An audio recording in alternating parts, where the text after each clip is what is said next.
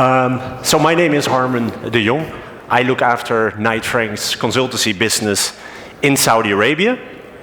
And I've been asked today to talk to you about end user spending behaviors and preferences to help you as investors better allocate capital where future demand is expected to be strongest. This presentation is mostly about tourism and hospitality real estate, exploring how evolving consumer trends are shaping investment opportunities in this particular sector. And I'm going to do that by touching on 3 agenda items. We'll kick off with the tourism, we'll give you some context by talking about a few tourism highlights. That will be followed by the results of the survey that we've undertaken. We have reached out to more than 1,000 Saudi households, not just Saudi households, Saudi and expat households, and we asked them questions about travel behaviors, spending, and preferences when it comes to hotel amenities, etc.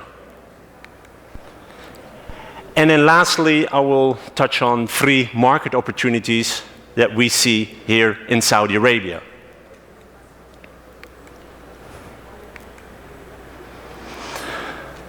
So what you see in front of you now is a time series of tourism spending as a percentage of GDP. Now, the tourism sector is an important economic activity for Saudi Arabia. Yeah, and it's been, currently we have far exceeded pre-COVID-19 levels, reaching 6.1% in 2024.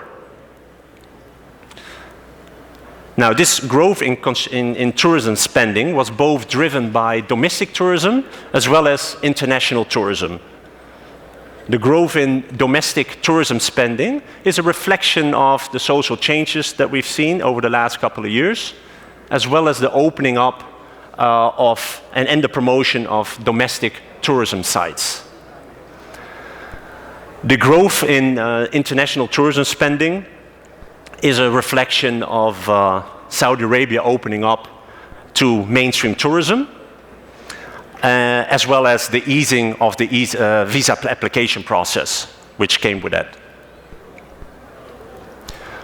But all in all, there's further scope for growth. And as the kingdom is looking to aims to raise the tourism's contribution to GDP from the current 6% to 10% by 2030. So lots of opportunity there. Now, I picked 3 numbers that I think are of interest. Yeah, the first one is 160 million. 160 million stands for the number of domestic and international visitors to the kingdom. Now, this number by itself doesn't mean much, but it's important to understand that the original target in the Vision 2030 plan was 100 million.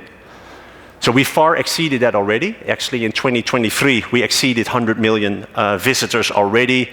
And as a result, that target has been increased to 150 million by 2030.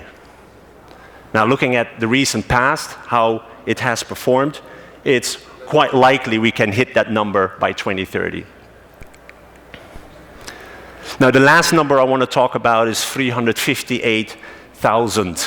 Yeah, this stands for the number of new hotel rooms in the kingdom by 2030. And again, this number doesn't mean anything by itself, but if you compare this to the currently existing hotel rooms in the kingdom that are currently available, that stands at 170,000, which is less than half of what is in the pipeline. So in other words, we're looking to triple the number of quality hotel keys in the next couple of years.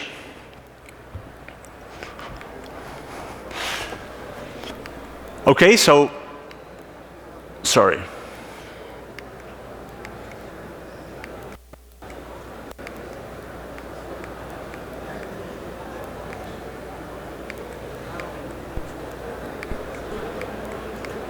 Sorry, I need to, can I go back?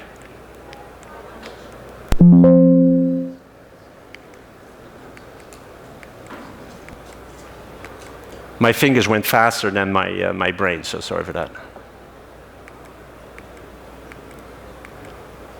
Okay, so the survey results. As part of the survey, we reached out to more than 1,000 Saudi and expat households.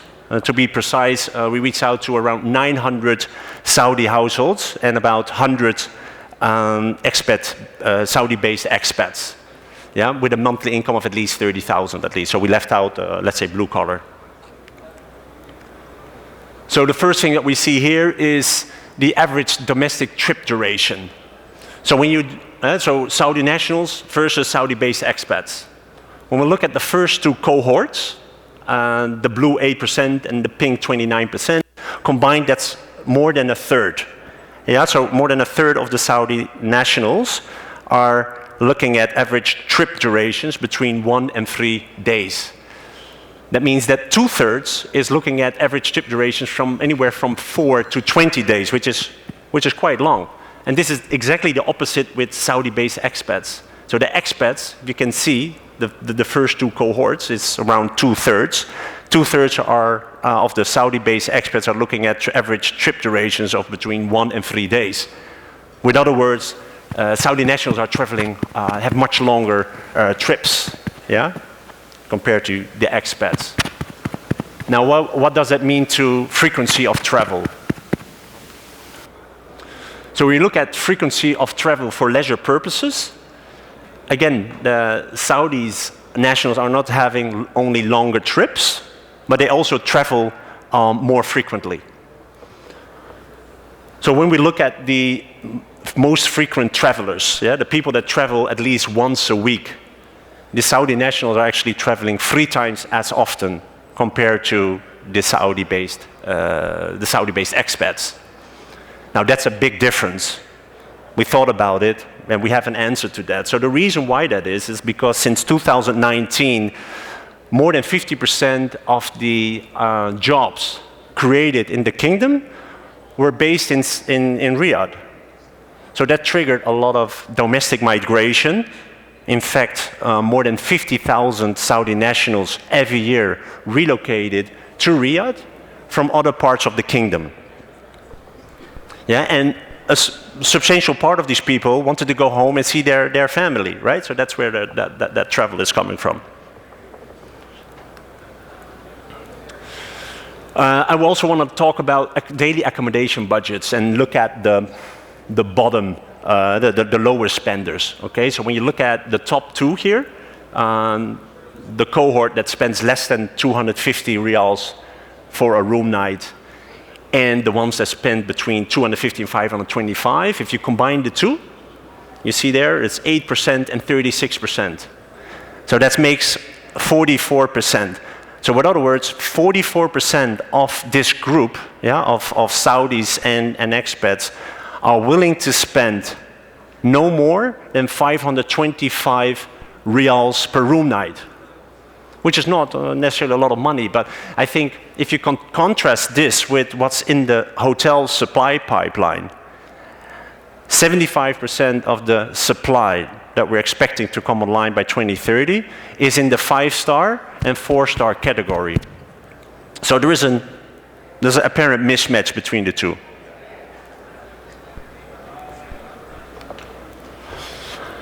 We also asked the respondents about their hotel amenity preferences. And the one that stood out is the variety. They want 50% want a greater variety of restaurants, which is quite remarkable. Is that it's not really the same as in other markets. But when we look at the numbers, we know that the majority of these respondents were Saudi nationals, and we know that their average trip duration is quite long. Now, if you spend 10 days in the same hotel, you know, you don't want to eat every day the same thing, right? So that's where that is coming from. Number 2 is good views, and the third highest preference is larger rooms or rooms with more bedrooms.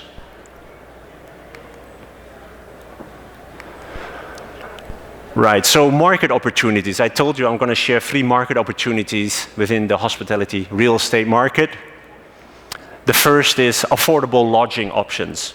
So that is linked with what I just said earlier. There's a misalignment between the future supply of hotels, which is heavily leaning towards 4- and 5-star hotels, and the budget that 44% can actually afford to pay. All right, so we believe there's an opportunity for more mid-scale hotels, and I've been told that there's especially an opportunity in family-friendly resorts in the like 3- and 4-star bracket. The second opportunity that we see is development, hotel development in secondary and tertiary cities. At the moment, I believe 82% of all the hotels that are currently existing in the market are located in the top 5 cities of Saudi Arabia, which is Riyadh, Jeddah, DMA, and the 2 holy cities, which leaves 18% for the remainder of the kingdom. It's a big country, and yes, we know that the ADRs in those secondary locations are not similar, perhaps. I'm talking about locations like Taif, Abha, Jizan, Umluj, perhaps. The airport activities that we see in those locations have been ramping up a lot. And you know, with the right incentives in place, we know that the government is incentivizing developers to develop hotels in those locations. So from with subsidized loans, etc. If you look at it from an equity returns perspective, you can actually make these hotels work, provided they are positioned correctly. Okay, last but not least is the branded residences in the holy cities. This is actually linked to a previous study that we've done.